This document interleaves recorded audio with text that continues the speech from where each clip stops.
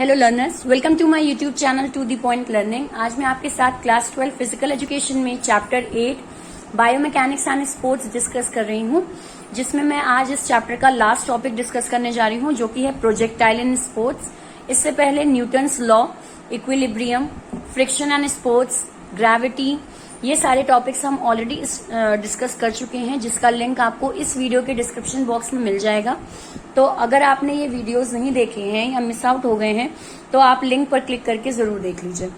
तो टॉपिक जो आज हम लास्ट टॉपिक इस चैप्टर का डिस्कस करेंगे वो है प्रोजेक्टाइल। इसके बाद मैं आपको साइकोलॉजी चैप्टर में जो न्यू टॉपिक्स एड ऑन हुए हैं वो आपको समझाऊंगी। पुराने टॉपिक्स ऑलरेडी मेरी क्लास 12 फिजिकल एजुकेशन प्लेलिस्ट में पड़े हुए हैं, तो आप वहां जरूर देखिए उन वीडियोस को।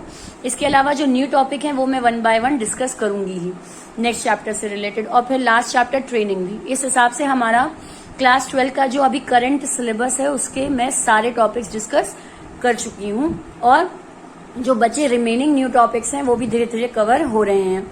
इसीलिए क्लास 12 फिजिकल एजुकेशन प्लेलिस्ट पे आप जरूर जाइए। वहां पे आपको किसी भी टॉपिक से कोई दिक्कत है तो टॉपिक वाइज आपको वीडियोस दिख जाएंगे, तो आप पर्टिकुलर टॉपिक देख लीजिए। स्टार्ट करते हैं हम प्रोजेक्टाइल इन स्पोर्ट्स से, कि प्रोजेक्टाइल क्या होता है, कौन कौन से फैक्टर्स इसे इन्फ्लुएंस करते हैं, वो चीज हम इस चैप्टर में पढ़ेंगे। तो स्टार्ट करते हैं। Any object which is thrown in space and travels under the influence of gravity, air resistant and other forces is called projectile. कोई भी ऑब्जेक्ट आपकी फेंकी जाए in space and travels under, यानी कि कहीं पर भी आप किसी ऑब्जेक्ट को फेंक रहे हो तो वो कितनी दूरी ट्रेवल कर रही है, कहाँ तक वो हवा में रहेगी, और फिर कहाँ पर जाकर गिरेगी वो ऑब्जेक्ट, और उस पर क्या क्या असर पड़ेंगे ग्रेविटी के, एयर रेजिस्टेंस के और अदर फोर्सेस के, ये चीज क्या कहलाती है? Projectile. Projectile is a motion in which an object is thrown or launched into air in a distant path which looks like a curve. जब आप किसी बॉल को या किसी भी ऑब्जेक्ट को फेंकते हो तो जो कर्व वो ऑब्जेक्ट बनाती है जब वो हवा में होती है यानी लॉन्च हो रही है, तो उस टाइम वो जो कर्व बना रही है बॉल, उसको हम क्या कहेंगे? उसे हम प्रोजेक्टाइल कहेंगे। फॉर एग्जाम्पल, यहाँ से ये जो बास्केटबॉल है ये फेंकी जा रही है, अब ये जो एंगल बना रही है, जो पूरा एक डिस्टेंस कवर कर रही है, वो चीज क्या है? प्रोजेक्टाइल है। ये जनरली आपको उसमें भी दिखता होगा जब आप मैचेस वगैरह देखते हो। फॉर एग्जांपल, आप क्रिकेट मैच देखते हो तो उसमें भी कई बार ये इस तरीके से ग्राफ वगैरह की हेल्प से ड्रॉ करके दिखाया जाता है कि बॉल कहाँ कहाँ आपकी टिप्पक खाई है या बॉल ने किस डिस्टेंस को कवर किया है। तो ये एक्चुअली वो शो जो कर रहे हैं वो क्या है? वो प्रोजेक्टाइल उस बॉल का शो कर रहे हैं। तो सिंपल वर्ड्स में कहें तो प्रोजेक्टाइल का मतलब क्या होता है? किसी ऑब्जेक्ट को फेंकना हवा में, और वो हवा में क्या डिस्टेंस कवर कर रही है, कौन से फैक्टर्स उसको अफेक्ट कर रहे हैं, इसको हम क्या कहते हैं? इसको हम प्रोजेक्टाइल कहते हैं। सो आई होप ये मीनिंग आपको क्लियर हुआ कि प्रोजेक्टाइल का मीनिंग क्या होता है। इसके बाद आते हैं, एक वर्ड है ट्राजेक्टरी या फिर पैराबोला। तो ट्राजेक्टरी का मतलब होता है वो पाथ, वो दूरी, ठीक है, वो रास्ता जो आपका प्रोजेक्टाइल जिसके थ्रू पास हो रहा है। यानी एक बॉल को आप फेंक रहे हैं, अब बॉल जितना डिस्टेंस कवर कर रही है, जितना पाथ, जितनी दूरी कवर की है उस बॉल ने आपके फेंकने से लेकर अपनी एक जगह उस बॉल के गिर जाने तक, उस पूरे डिस्टेंस को हम क्या कहते हैं? ट्रेजेक्टरी कहते हैं या पैराबोला कहते हैं।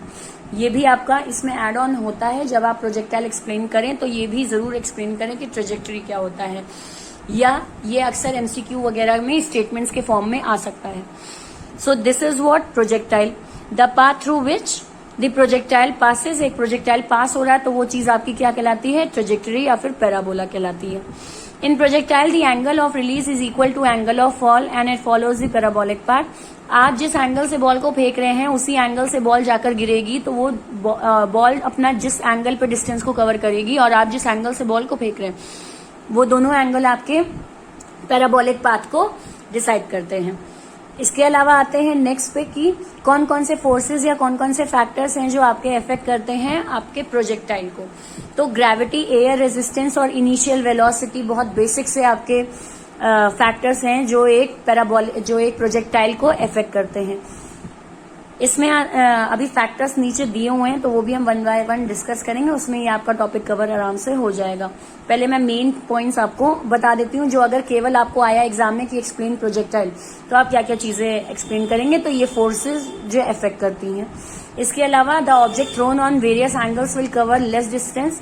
आप किसी भी एंगल से बॉल को फेंकेंगे, लेस डिस्टेंस कवर होगा, यानी कम दूरी पर बॉल जाकर गिरेगी।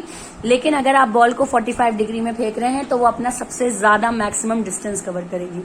आप खुद ही एक सिंपल सा एग्जांपल ले लें, जैसे कैरम हम जब खेलते हैं तो कैरम में अगर हम 45 डिग्री पर स्ट्राइकर को छोड़ रहे हैं गोटी की ओर, तो उस केस में क्या होगा, वो स्ट्राइकर 45 डिग्री पे सबसे ज्यादा डिस्टेंस कवर करेगा, और किसी एंगल पे आप फेंकेंगे तो उतना डिस्टेंस कवर नहीं होगा। तो 45 डिग्री आपका सबसे मैक्सिमम डिस्टेंस कवर करती है। देन इसके बाद आते हैं फैक्टर्स पे। ठीक है, आपको जैसे इस तरीके से यहाँ एक ग्राफ भी बना के दे रखा है। अगर आप आंसर का प्रेजेंटेशन काफी अच्छा रखना चाहते हैं तो प्रोजेक्टाइल का मीनिंग, ट्रेजेक्टरी का मीनिंग और फैक्टर्स इन्फ्लुएंस में आप ये एक डायग्राम बना सकते हैं कि इस तरह 60 डिग्री, 45 डिग्री डिस्टेंस सबसे ज्यादा कवर है पैराबोलिक पाथ का, और 30 उससे कम। तो इस तरीके से भी आप ग्राफ के थ्रू डायग्रामेटिकली आप शो कर सकते हैं। इसके बाद आते हैं हम फैक्टर्स कौन कौन से प्रोजेक्टाइल को इफेक्ट करते हैं। तो सबसे पहला आपका है एयर रेजिस्टेंस।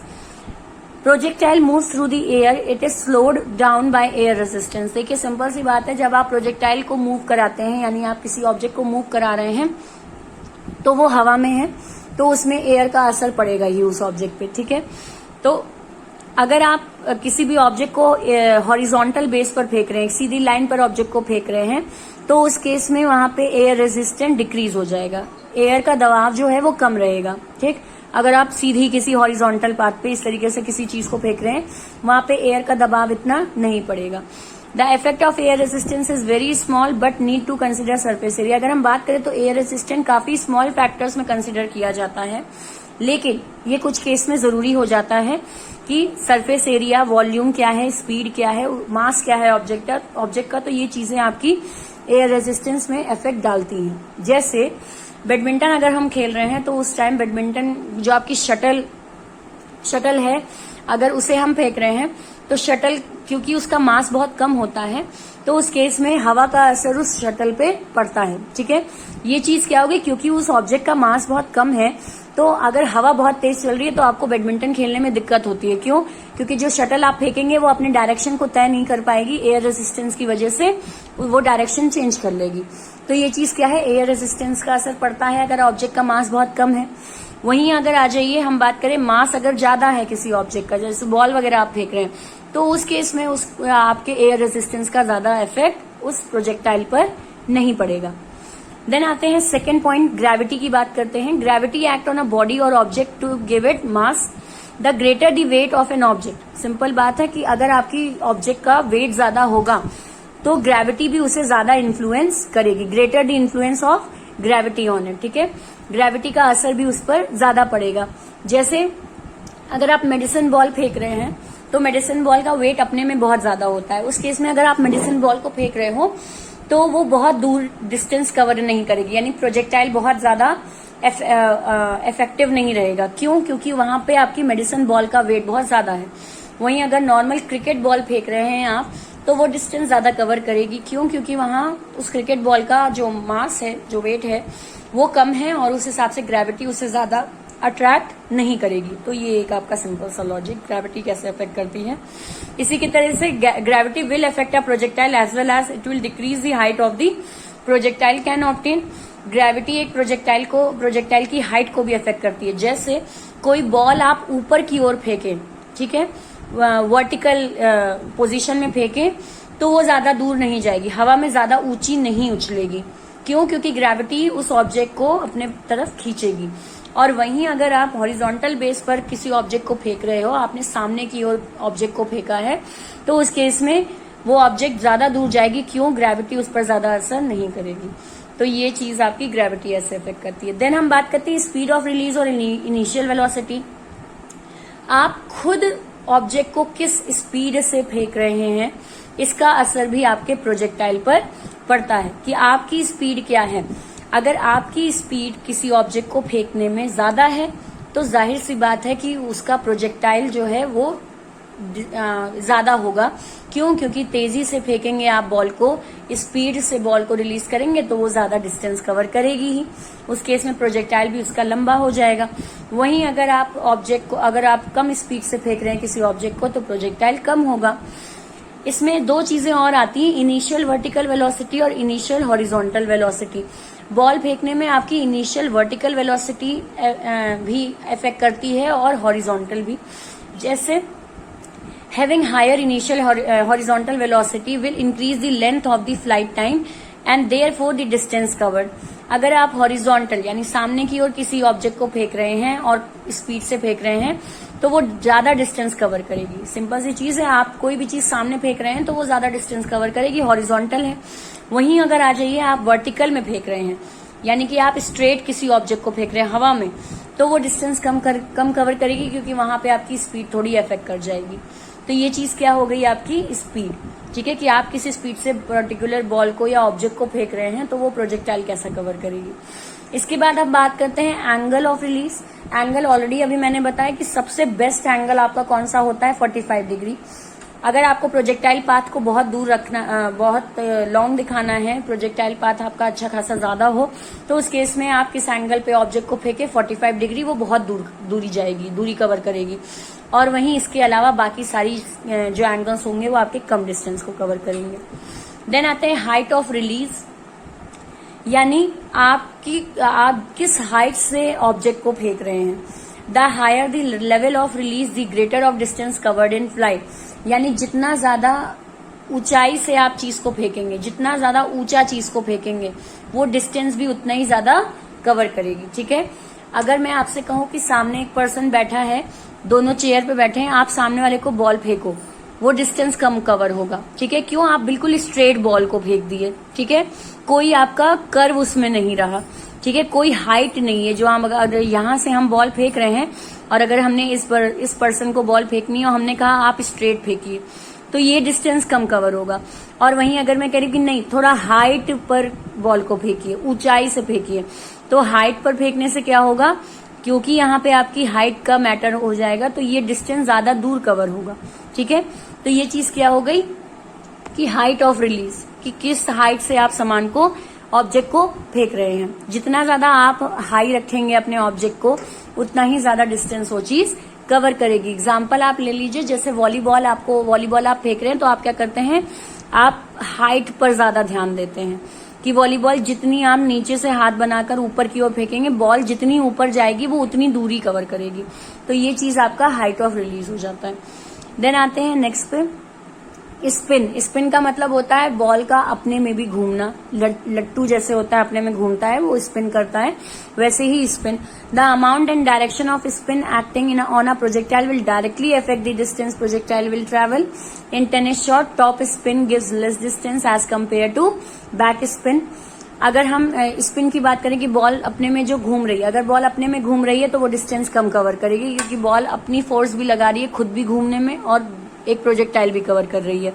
इसी तरीके से आप जब बैडमिंटन खेलते हैं, जैसे यहाँ टेनिस का एग्जांपल दिया, मैं आपको बैडमिंटन का एग्जांपल देती हूँ। बैडमिंटन अगर आप खेल रहे हैं तो उस केस में जब आप शटल कॉक आ रही है, उसको आप क्या नीचे से अगर फेंको, हाथ टेढ़ा करके आप अगर बैक स्पिन कर रहे हैं, तो बैक स्पिन करने से आपकी जो शटल कॉक है वो ज्यादा डिस्टेंस कवर करेगी। बैक स्पिन का मतलब हो गया कि शटल कॉक को नीचे आने का मौका देना और उसके बाद उसे रैकेट से किक करना, ठीक है। तो ये चीज आपने क्या किया, आपने डिस्टेंस ज्यादा कवर किया। और वहीं अगर आप चाहते हो कि एक नॉर्मल हम खेल रहे हैं बैडमिंटन, तो उस केस में आप सिंपल एक लेवल पे फेंकते हैं, सामने शटल कॉक आ रही है, आप खुद कूद के आपने शटल कॉक को फेंका, तो ये चीज क्या है कि वहां पे आपने टॉप स्पिन किया। ऊपर से शटल कॉक आ रही थी, आप भी थोड़ा सा ऊपर की ओर उठ के और आपने सामने वाले को शटल कॉक पास की अपने बैडमिंटन के थ्रू, ये चीज डिस्टेंस कम कवर करेगी। और वहीं अगर शटल कॉक नीचे आ रही है, आप उसे नीचे आने का मौका दे रहे हैं और तब हाथ टेढ़ा करके टिल्ट होकर आपने, यानी बैक स्पिन करके आपने शटल कॉक को मारा, तो ये चीज क्या हो गई, ये आपकी शटल कॉक प्रोजेक्टाइल ज्यादा कवर करेगी।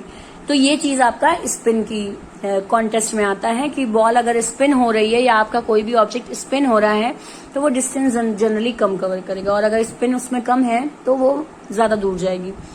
सो ये आज हमने फैक्टर्स डिस्कस किए प्रोजेक्टाइल के। ये प्रोजेक्टाइल आपका न्यू टॉपिक है, इससे पहले ये आपका फिजिकल एजुकेशन में नहीं था। तो आई होप आपको क्लियर हुआ हो, और ये टॉपिक आपका इम्पोर्टेंट है क्योंकि इससे पहले नहीं आया है और एग्जाम में इसके आने के चांसेस काफी ज्यादा हैं। इसके अलावा जितने न्यू टॉपिक आपके पीएच से रिलेटेड हैं वो मैं 1 बाय 1 डिस्कस कर रही हूँ। काफी कुछ मैं पहले डिस्कस कर भी चुकी हूँ, तो आप चैनल को सब्सक्राइब जरूर कर लीजिए अगर अभी तक आपने नहीं किया है, और बेल आइकन पे भी क्लिक करिए ताकि जैसे ही मैं वीडियो डालूं नोटिफिकेशन आपके पास पहुंचे और आपका जो बोर्ड प्रिपरेशन है वो अच्छी तरीके से हो सके अलोंग विद न्यू टॉपिक। इसके साथ ही साथ अगर आपको ये नहीं मालूम है कि आपके नए सिलेबस में कौन से नए टॉपिक हैं जो एड ऑन हुए हैं या क्या डिलीट हो गया है, तो उसके लिए भी मैंने सिलेबस डिस्कस किया है और उसका लिंक भी यहाँ आपको वीडियो के डिस्क्रिप्शन बॉक्स में मिल जाएगा।